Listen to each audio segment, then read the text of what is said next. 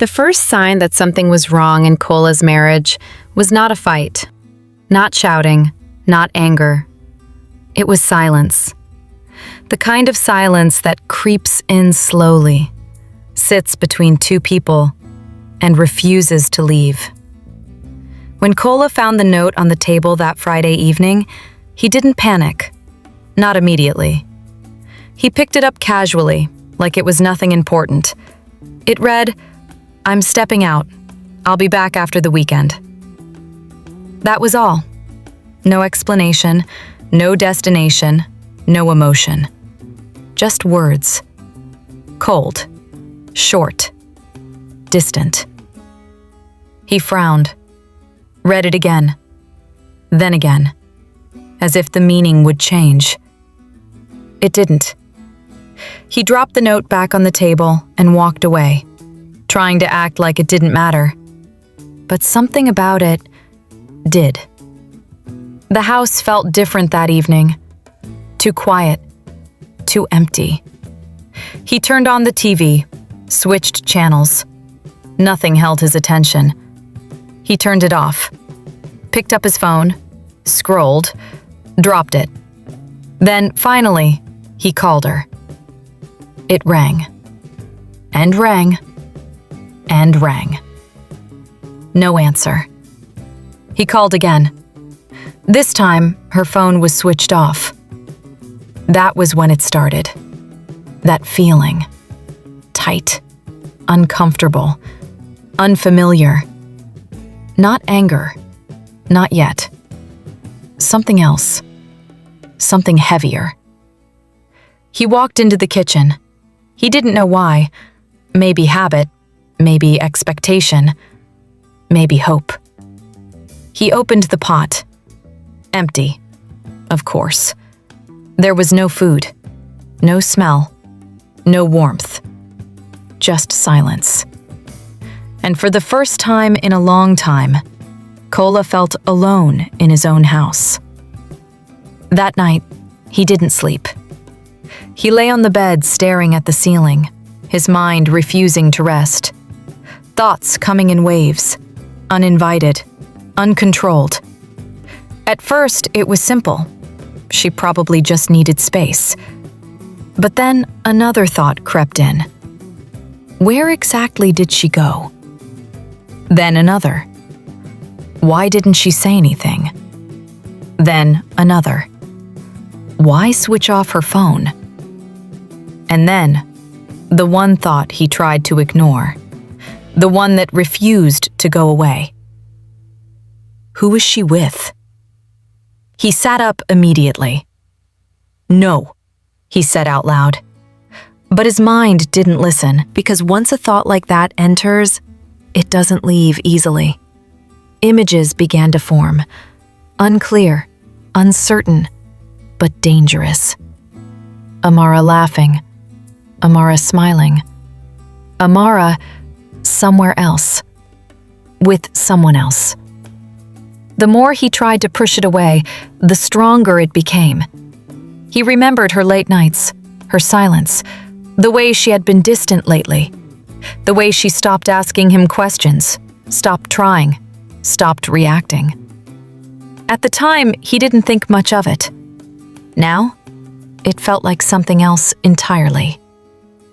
Morning came slowly, heavy, unsettling. Kola didn't go to work. His mind was stuck, looping, repeating, questioning. By noon, he made a decision. He picked up his phone and called his mother. His voice sounded different when she picked up, tight, controlled, but uneasy.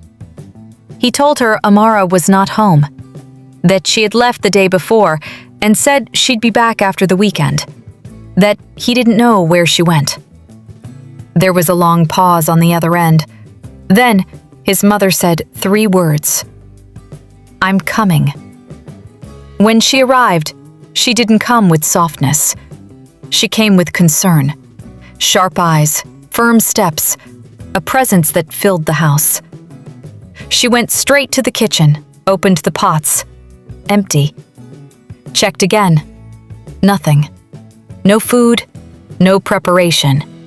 No sign of life. She turned to Kola and asked what he had been eating. He said he ate outside. She stared at him for a moment, then said nothing. Instead, she tied her wrapper tighter and began to cook. Soon, the house changed. The sound of pots, the smell of spices, movement, life.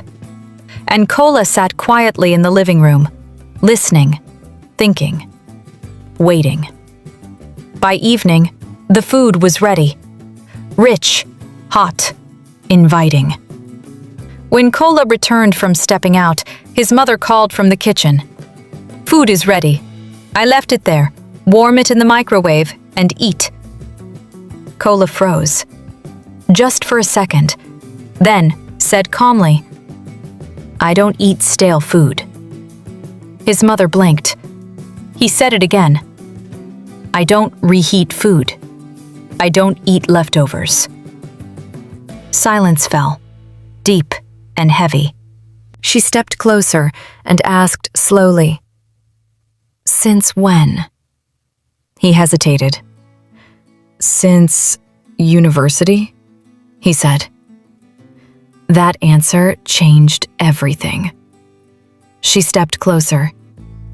"You mean to tell me," she said, her voice dropping, "that your wife has been cooking fresh food for you every single time?"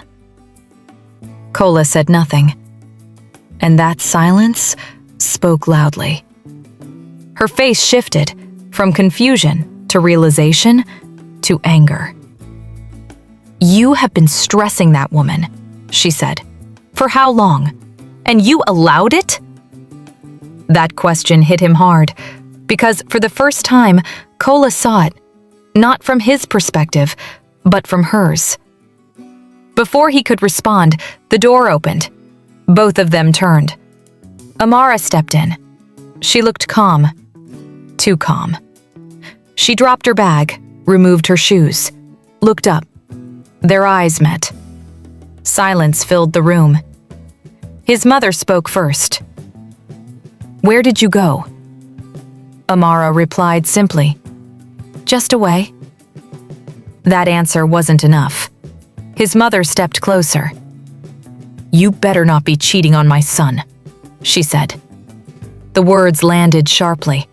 Kola stiffened, but Amara didn't react. She just looked at her, calm, still, then slowly shook her head. "I'm not cheating." Her voice was soft, but steady. Then she added nothing. No explanation, no defense, just truth. She walked into the kitchen, opened the fridge, looked around, and quietly began to cook. No conversation, no emotion, just action. That night, she served herself and ate alone. Kola watched, hungry, confused, unsettled. He asked, "You didn't cook for me?" She replied, "I'm tired." That was all. Later that night, Kola walked into the kitchen slowly, quietly. He opened the pot, served a little, sat down, stared at the food, then took a bite. He paused. It tasted good. He took another bite, then another. "It still tastes good," he whispered. And in that moment, something broke. Not outside, inside. The next morning, Amara was getting ready for work. Kola stood there, watching her. "I wasn't cheating," she said without turning. "I know," he replied. She paused, only just needed space. Then she turned and looked at him directly. "I needed you to feel my absence." That hit him, because he had, every second. "And now?" she asked. Kola swallowed. "I do." She nodded, then walked out. Days later, Kola stood in the kitchen alone. He opened the fridge, took out food, placed it in the microwave, waited, watched. When it was done, he sat down, took a bite, then smiled. It still tastes good. And this time, it wasn't about the food. It was about understanding. Because sometimes, love doesn't disappear. It simply waits until you learn how to see it. The change didn't happen loudly. No grand apology, no dramatic moment. Just small things. Quieter words, softer tone. A man learning. For the first time, Kola wasn't trying to be right. He was trying to understand. And somehow, that changed everything. They didn't go back to how things were. They became something better. Not perfect, not effortless, but real. Because love isn't proven by how much one person gives, but by how much both people learn. And sometimes, the strongest marriages aren't built on rules, but on understanding, patience, and the willingness to change. And in the end, that was all they ever needed. If this story touched you, if it made you think, or reminded you of something real, then don't keep it to yourself.